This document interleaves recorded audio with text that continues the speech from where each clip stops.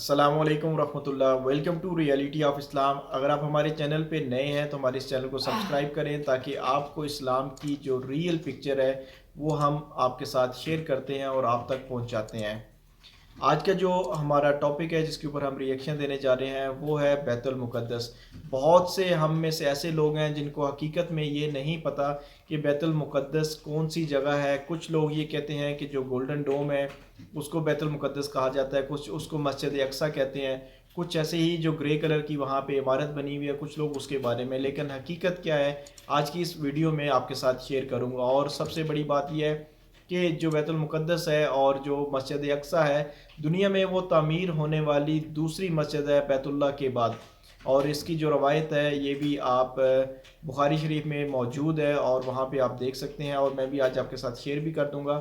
اور اس کے علاوہ بیت المقدس ہمارا قبلہ اول ہے، اس کے بہت سے فضائل ہیں، اس کے اوپر کتابیں لکھی جا چکی ہیں، لیکن افسوس سے یہ کہنا پڑتا ہے کہ ہمارے حکمرانوں کی یہ بے حسی ہے آج جو کچھ وہاں پہ ہو رہا ہے، کیونکہ حکمرانوں کو صرف اور صرف اپنی کرسی کی ہے، اپنی عیش و عشرت کی ہے۔ اگر حقیقت میں وہ اس چیز کو سمجھ لیں کہ یہاں پہ حق اور باطل کی آپس میں جنگ ہے، وہ قبلہ اور وہاں پہ جو کچھ ہو رہا ہے وہ کس لیے ہو رہا ہے، اور اس کے باوجود بھی وہاں پہ مسلمان آج کل ڈٹے ہوئے ہیں، تو ان کی عظمت کو سلام ہے۔ حقیقت میں اگر ایمان کا حلاوت اور ایمان کا کوئی درجہ وہ پا رہے ہیں تو یہ وہی لوگ سمجھ سکتے ہیں جو آج بھی رمضان المبارک میں ہم سب کے سامنے ہیں، لیکن اس کے اوپر نہ ہی کوئی ہیومن رائٹس کی تنظیمیں بول رہی ہیں اور نہ ہی اس کے علاوہ صرف جو مسلمان حکمران ہیں وہ اس کے اوپر بات چیت کرتے ہیں۔ صرف ایک نکال دیتے ہیں، ریلی نکال دیتے ہیں اور ایک دو الفاظ کہہ دیتے ہیں، ایک دو پوسٹیں کر دیتے ہیں۔ تو میرے بھائیوں، عزت پوسٹوں سے یا ان چیزوں سے نہیں ملتی، یہ آپ اور میرے بس کا کام نہیں ہے۔ ہم لوگ بحیثیت مسلمان کمزور ہیں، لیکن عالمی سطح پر جو حکمران ہیں ان کی ایک دوسرے ممالک سنتے بھی ہیں اور ان کے ریگارڈ بھی کرتے ہیں۔ لیکن اگر مسلم حکمران ہی بے حس ہیں تو باقی امت مسلمہ کیا کر سکتی ہے؟ تو آج اس ویڈیو کو سٹارٹ کرتے ہیں اور آپ بھی دیکھیں کہ اصل حقیقت کہانی کیا ہے، اور یہ ہمیں خود بھی سمجھنا چاہیے، اپنی آنے والی نسلوں کو بھی ان کے ساتھ بھی شیئر کرنا چاہیے۔ السلام علیکم ورحمۃ اللہ وبرکاتہ۔ انسان جب اپنی تراث سے دور ہو جائے نا، پھر اس کے متعلق ایسے ایسے شبہات میں الجھنوں میں پڑ جاتا ہے جس جو مزہ کا خیز ہوتی ہیں۔ بھائی، یہ جو بیت المکرم مسجد ہے مثلا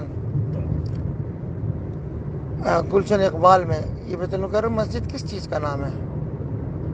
پورے احاطہ یہ بیت المکرم مسجد ہے، یہ کمپلیکس ہے، یہ کمپاؤنڈ ہے ایک۔ اس کے اندر پھر نماز پڑھنے کا حال بھی ہے، صحن بھی ہے، چبوترے بھی ہیں، مدرسہ بھی ہے، وضو خانہ اور استنجا خانہ بھی ہے، باغ بھی ہے، سب چیزیں۔ تو یہ پورا احاطہ جس کو چار دیواری نے گھیرا ہوا، یہ سارا کا سارا بیت المقدس ہے۔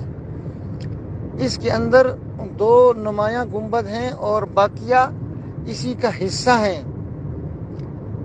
ایک میں بالکل قبلے کی طرف والی دیوار کے ساتھ ہے، وہی جس کو آپ گرے رنگ کا بتا رہے ہیں، یہاں نماز ہوتی ہے۔ اور جو اس کے صحن میں ذرا سا اونچا ہے اس کے نیچے مقدس چٹان ہے۔ پھر اس کے آس پاس بیسیوں سبیلے ہیں، چبوترے ہیں، قبے ہیں اور مدرسے ہیں، حتیٰ کہ کچھ قبریں بھی ہیں، بیسیوں چیزیں ہیں۔ یہ سب کا سب اس بیت المقدس نامی مقدس عبادت گاہ کا حصہ ہیں۔ اس میں کوئی چیز نمایاں ہے، کچھ غیر نمایاں ہے، لیکن جو وضو خانہ بھی ہوگا، پانی کی سبیل بھی ہوگی، اس کا ایک نلکا، ایک اینٹ، یہ بھی اس کا حصہ ہے۔ نہ اس کو ہم یہ کہہ کر حیثیت گرائیں کہ یہ مسجد نہیں ہے۔ کس طرح مسجد نہیں ہے؟ مسجد کسے کہتے ہیں؟ مسجد اور اس کے متعلقات دونوں کو مسجد کہا جاتا ہے۔ اب آپ کس معنی میں کہہ رہے ہیں؟ یہودی اس کو کس معنی میں لیں گے؟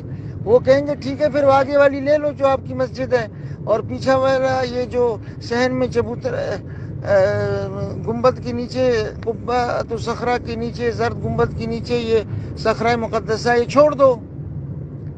تو ایک ان سے نہیں دستبردار ہو سکتے ہم، تو ایسی بات نہ کریں جس سے دشمن کو فائدہ ہو اور اس کے اندر تحقیق کا کوئی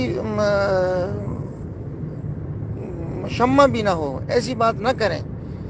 سب کا سب مسجد ہے، اس کی ایک اینٹ، ایک انچ، ایک ذرے سے دستبردار نہیں ہو سکتا وہ آدمی جس میں ایمان اور عقل دونوں چیزیں ہوں، اور اس کی حفاظت فرض ہے ہر مسلمان پر۔ اور یہودیوں کا یہاں پر کوئی حق نہیں ہے، ان کو اللہ نے یہاں سے دھتکار کے نکالا ہے، ہمارے پیدائش سے بھی 2000 سال پہلے وہ مطرود اور ملعون ہوئے یہاں سے، اور مغضوب ہو کر مردود ہو کر نکال دیے گئے۔ یہ مقدس امانت ہے، اس کے متعلق ایسی بحث نہیں کرنی جس سے دشمن کا موقف مضبوط ہو، اس کے جو خفیہ ہیلے ہیں، چالیں ہیں، ان کا مکر کا راستہ نکلے۔ ہرگز ایسی بات نہیں کرنی ہے ایسے بے جا تحقیق کے نام پر۔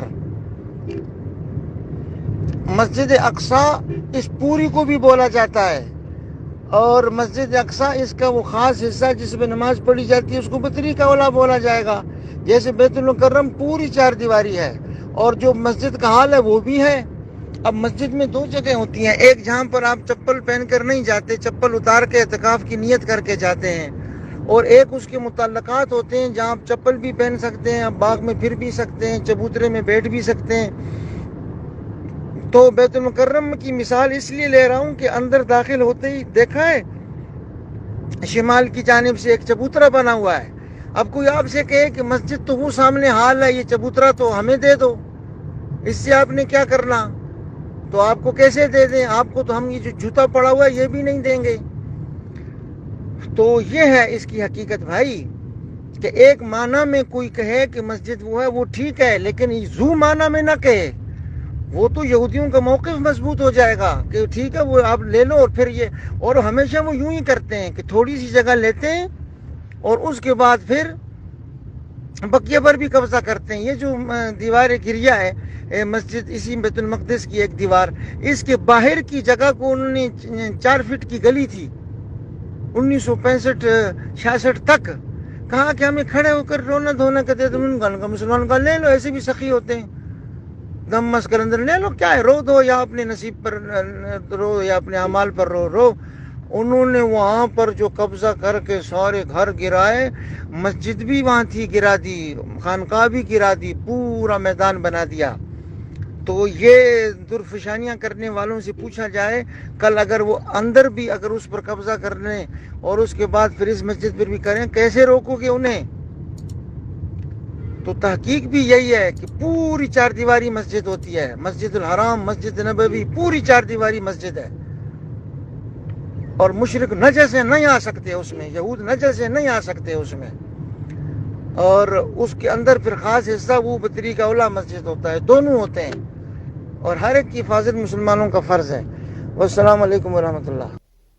جیسا کہ آپ نے اس آڈیو کلپ میں مفتی ابو لبابہ شاہ منصور صاحب کا جو بیان ہے وہ سنا ہے، اور اس میں انہوں نے کتنے زبردست اور کتنے احسن طریقے سے مسجد اقصیٰ اور بیت المقدس کے بارے میں تمام ڈیٹیل اور تمام چیزیں شیئر کی ہیں۔ دوسری بات یہ ہے کہ آپ اور میں، ہم لوگ اور کچھ نہیں کر سکتے، کم از کم اپنی ہر دعا میں اپنے ان مسلمان بھائیوں کو تو ضرور یاد کر سکتے ہیں، اور دوسرا تمام امت مسلمہ کے جو حکمران ہیں ان حکمرانوں کے لیے ایمانی غیرت کی دعا کر سکتے ہیں، اور اگر بالفرض ان کی نصیب میں یہ چیز نہیں ہے تو ہم یہ دعا کریں کہ اللہ پاک ہمیں ایسے حکمران عطا فرما دیں جن میں ایمانی غیرت ہو، کیونکہ یہ جو مقابلہ ہو رہا ہے یہ حق اور باطل کا مقابلہ ہے، اس کے پیچھے پوری آئیڈیالوجیز ہیں، پورے نظریات ہیں، ان نظریات کو لے کے یہ تمام چیزیں کی جا رہی ہیں۔